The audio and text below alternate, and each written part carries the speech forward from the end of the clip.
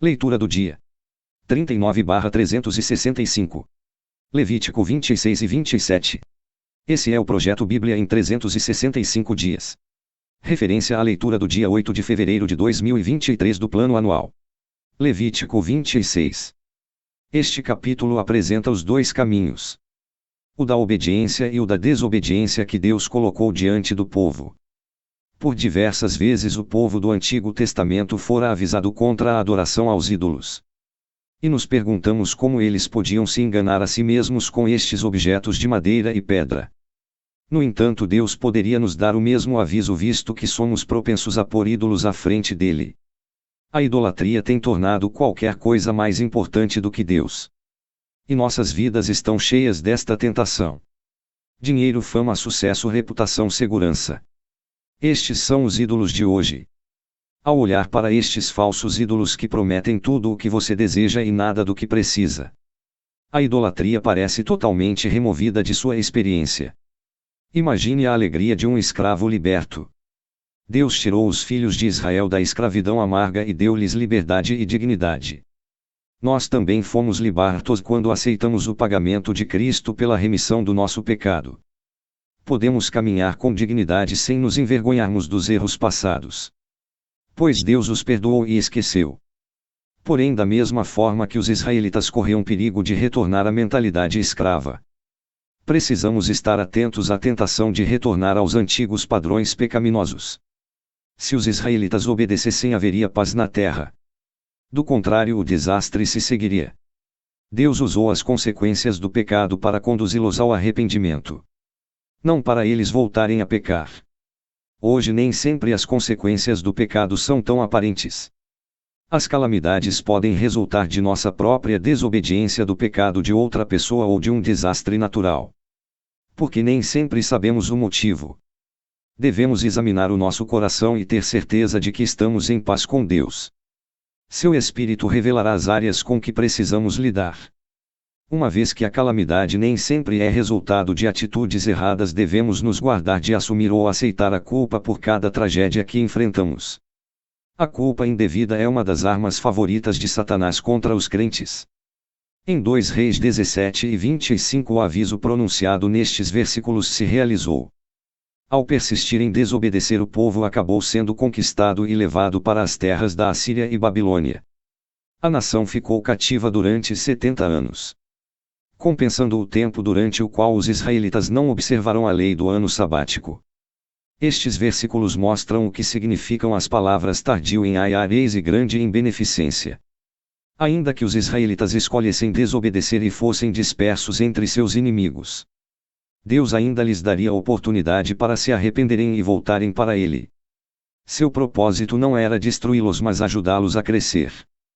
Nossas experiências e tribulações diárias são muitas vezes desoladoras, e a menos que vejamos que o propósito de Deus é fazer-nos crescer continuamente, elas podem nos levar ao desespero. A esperança que precisamos está bem nítida em Jeremias 29, 11 e 12, porque eu bem sei os pensamentos que penso de vós, diz o Senhor, pensamentos de paz e não de mal, para vos dar o fim que esperais. Então me invocareis e ireis e orareis a mim e eu vos ouvirei. Manter a esperança enquanto sofremos mostra que compreendemos o modo misericordioso de Deus se relacionar com seu povo. Levítico 27.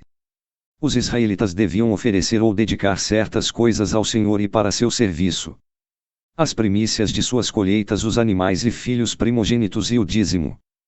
Muitos desejaram ir além, dedicando-se a si mesmos ou um membro da família a animais adicionais, uma casa ou um campo para Deus. Nestes casos era possível doar dinheiro em lugar da pessoa, do animal ou da propriedade em si. Alguns juravam precipitadamente ou faziam votos irreais. Para induzi-los a pensar primeiro, aplicava-se uma multa de 20% sobre os artigos comprados de volta. Este capítulo explica como os valores deveriam ser estipulados e o que deveria ser feito caso um doador desejasse comprar de volta o que havia doado para Deus.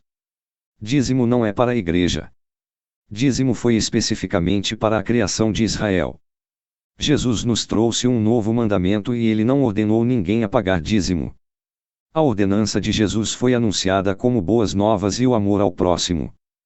O que era a casa do tesouro citada na Bíblia? Casa do Tesouro não era um templo religioso, era um silo. Silo é um grande depósito para o armazenamento de produtos agrícolas. A Casa do Tesouro nada mais era do que um compartimento dentro do templo judaico usado para o armazenamento do dízimo, que são os produtos do campo. Eram grãos. Eram comidas. E mais uma vez todo o povo de Judá começou a trazer os dízimos de cereais, vinho novo e azeite de oliveira para o depósito do templo. Este depósito era para guardar alimentos para os famintos. Dízimo nunca foi dinheiro, ouro, prata ou pedras preciosas. Sempre foram alimentos agrícolas e animais. E naquela época já existia dinheiro, sim.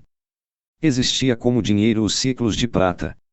Se o boi escornear um servo ou uma serva, dar-se-á 30 ciclos de prata, cerca de 360 gramas de prata, ao seu senhor. Êxodo 21, 32.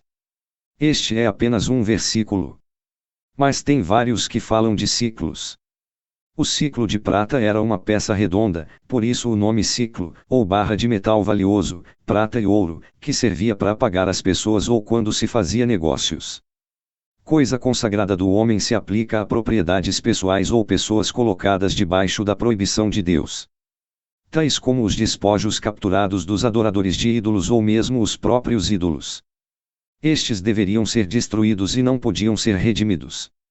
O crente nascido na graça, misericórdia de Deus, tem como regra a palavra de Deus. E as nossas experiências não podem ir contra a palavra. Fazer do dízimo uma regra em plena graça é como estar com um grosso véu, deixando o povo vendado. Não só o rosto de Moisés estava coberto com o véu, mas a mente e o entendimento do seu povo também estavam vendados e obscurecidos. Ainda agora, quando a antiga aliança é lida, os corações e as mentes dos judeus estão cobertos com um grosso véu, porque eles não podem ver nem entender o sentido verdadeiro da antiga aliança. Porque este véu só pode ser removido por meio de Cristo. Até o dia de hoje, quando eles leem os escritos de Moisés, um véu cobre os seus corações. 2 Coríntios 3, 14 e 15.